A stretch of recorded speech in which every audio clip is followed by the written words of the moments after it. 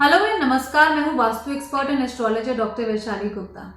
ये तो हम सभी जानते हैं कि जब भी हम किसी बिल्डिंग के वास्तु की बात करते हैं तो उसमें जो प्लॉट है यानी कि जो भूमि है वो बहुत ही ज़्यादा इंपॉर्टेंट रोल प्ले करती है।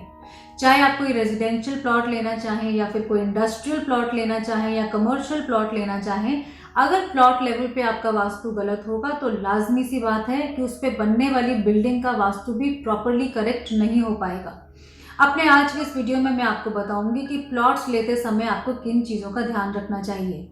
नंबर 1, अगर आप किसी भी इंडस्ट्री या किसी भी रेजिडेंशियल प्रेमाइस के लिए प्लॉट देख रहे हैं तो अच्छा होगा कि आप किसी वास्तु एक्सपर्ट की यानी कि वास्तु विशेषज्ञ की राय लें, क्योंकि जिस बारीकी और जिस डिटेलिंग से एक वास्तु विशेषज्ञ आपको गाइड कर सकते हैं वो हम जनरल बुक्स पढ़ के या नॉर्मल इंटरनेट पे देखकर नहीं समझ सकते। अगर हमने ऐसे जो है अपने से देखकर कोई त्रुटि कर दी और प्लॉट गलत ले लिया तो उसका असर जो है वो हमारी फ्यूचर बिल्डिंग पर भी पड़ेगा ही पड़ेगा। नंबर 2, इस बात का ध्यान रखें जब भी आप किसी प्लॉट को लेने के लिए जाते हैं तो इस बात को ध्यान से देखें कि उस प्लॉट के साउथ या वेस्ट में कहीं कोई अंडरग्राउंड वाटर बॉडी तो नहीं है, कहीं ऐसा तो नहीं है कि वहाँ पर कोई पुराना कुआं हो या कोई बोरिंग हो या कोई टैंक बना हो या कोई भी भूमिगत जो पानी की टंकी या पानी का स्रोत होता है वो प्लॉट के साउथ या वेस्ट जोन में नहीं होना चाहिए। अगर ऐसा है तो आप उसे किसी वास्तु एक्सपर्ट की राय लेकर बंद करवाएं या फिर इस तरह के प्लॉट को रिजेक्ट कर दें। एक और चीज़ जो हमें प्लॉट लेते समय ध्यान में रखनी चाहिए वो ये है कि प्लॉट के तकरीबन 100 मीटर आसपास या बहुत नज़दीक में कोई भी मंदिर नहीं हो या कोई भी मस्जिद नहीं हो या कोई भी पूजा का स्थल नहीं हो।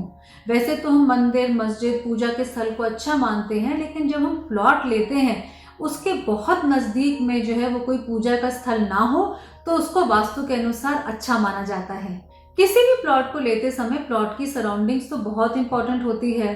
प्लॉट की सराउंडिंग्स में आपको देखना चाहिए कि कहीं उस प्लॉट के आसपास बहुत बड़ी कोई हॉस्पिटल या ऐसी बिल्डिंग्स तो नहीं बनी जिसकी वजह से आपको फ्यूचर में प्रॉब्लम आ सकती है, जिसकी वजह से आपका घर दब सकता है। इस बात का ध्यान दें। साथ ही इस बात का भी ध्यान दें कि आसपास अगर कोई बड़ी पानी की टंकी है तो वो वास्तु के अनुसार सही दिशा में होनी चाहिए। ये सभी चीज़ें इंपॉर्टेंट हैं। एंड एक और चीज़ जिसको कि आपको प्लॉट का चयन करते वक्त ध्यान में रखना चाहिए वो ये भी है कि प्लॉट की नेचुरल ढलान कैसी है।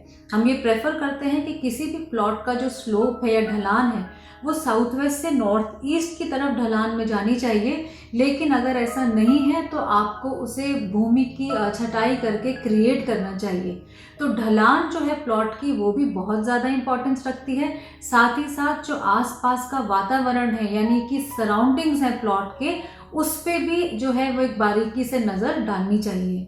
कई बार ऐसा होता है कि हम किसी प्लॉट को देखने के लिए जाते हैं तो उसमें बहुत सारे वीड्स यानी कि अनवांटेड प्लांट्स उगे होते हैं।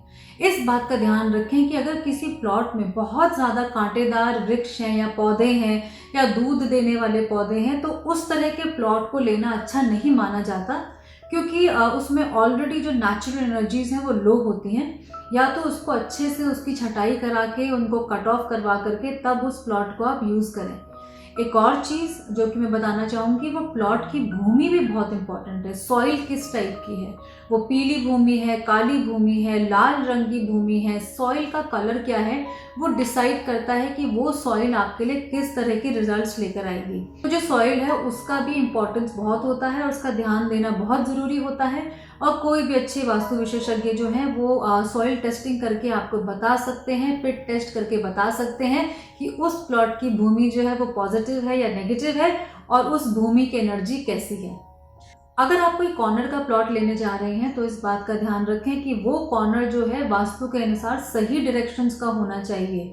साथ ही साथ इस बात का भी ध्यान रखें कि कोई भी ऐसा प्लॉट ना खरीदें जो कि डेड एंड पर हो, यानी कि जहाँ पे रोड ख़त्म हो जाती है वहाँ पर जो है कोई प्लॉट ना लें। और मैंने अपने कई वीडियोस में आपको बताया है कि टी पॉइंट वाला प्लॉट भी हमें अवॉइड करना चाहिए और उसी केस में लेना चाहिए जब जो टी पॉइंट का वीथी शूल है वो पॉजिटिव डायरेक्शन से आ रहा हो। कई बार ऐसा भी होता है कि हमें प्लॉट की हिस्ट्री के बारे में पता ही नहीं होता। कई बार ऐसा होता है कि वो जो प्लॉट है वो किसी शमशान या फिर किसी क्रिमेशन एरिया का पार्ट होता है और वहाँ पे कोई सोसाइटी बस जाती है और हमें पता नहीं चलता। तो इस बात का ध्यान रखें कि प्लॉट की हिस्ट्री को आप अच्छे से पता कर लें।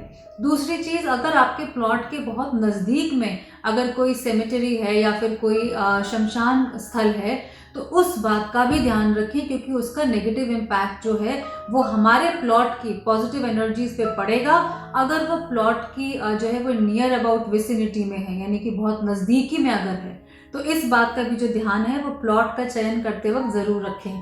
कई बार ऐसा होता है कि हम देखते हैं कि प्लॉट के आसपास जो है वो इतने गड्ढे हैं या मिट्टी में इतनी ढलान बनी हुई है कि वहाँ पे बारिश का पानी इकट्ठा हो रहा है।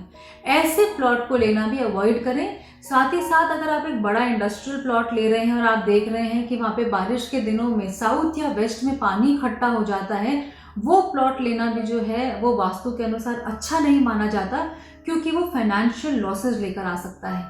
एज अ जनरल रूल अगर हम समझना चाहें तो वास्तु शास्त्र में स्क्वायर या रेक्टेंगुलर प्लॉट्स को बहुत अच्छा माना जाता है, क्योंकि इसमें वास्तु पुरुष की जो बॉडी है वो बहुत अच्छे से फिट आती है।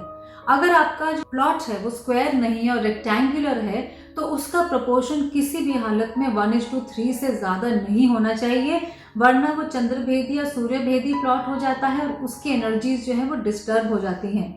ये बात हम समझ सकते हैं कि कई बार जब हम इंडस्ट्रियल प्लॉट लेने जाते हैं तो उसमें 4 से ज़्यादा कॉर्नर्स होते हैं, इर्रेगुलर होता है, और ऐसे केस में वो डिपेंड करता है कि प्लॉट का एक्सटेंशन या रिडक्शन किस तरफ है। हम कोई भी बहुत बड़ी इंडस्ट्री डाल देते हैं और बाद में रियलाइज़ करते हैं कि प्लॉट के लेवल पर ही हमने गलती कर दी। तो ये बहुत अच्छा है कि प्लॉट लेने के समय ही आप किसी वास्तु एक्सपर्ट को कंसल्ट करके प्लॉट की करेक्शन करवा के ही आगे बढ़ें। प्लॉट्स को करेक्ट करने के बहुत सारे तरीके होते हैं, यंत्रों के द्वारा किया जा सकता है, उसको जो है प्लांट्स और बाउंड्री वॉल्स के द्वारा किया जा सकता है, बार्ब्ड वायर से किया जा सकता है। कई एक तरीके से हम इंडस्ट्रियल प्लॉट की शेप करेक्शन भी कर सकते हैं। तो आज मैंने अपने इस वीडियो में आपको बताया कि प्लॉट सेलेक्ट करते समय वास्तु के अनुसार किन चीज़ों का ध्यान आपको रखना चाहिए और किन चीज़ों को टोटली अवॉइड करना चाहिए। सो आई होप ये वीडियो आपको अच्छा लगा। Do share, subscribe and like my channel. And अगर किसी और टॉपिक पे आप चाहते हैं कि मैं इंडस्ट्रियल या कमर्शियल वास्तु पे वीडियो बनाऊं, do let me know in the comments. Thank you so much for listening to me. Have a nice day.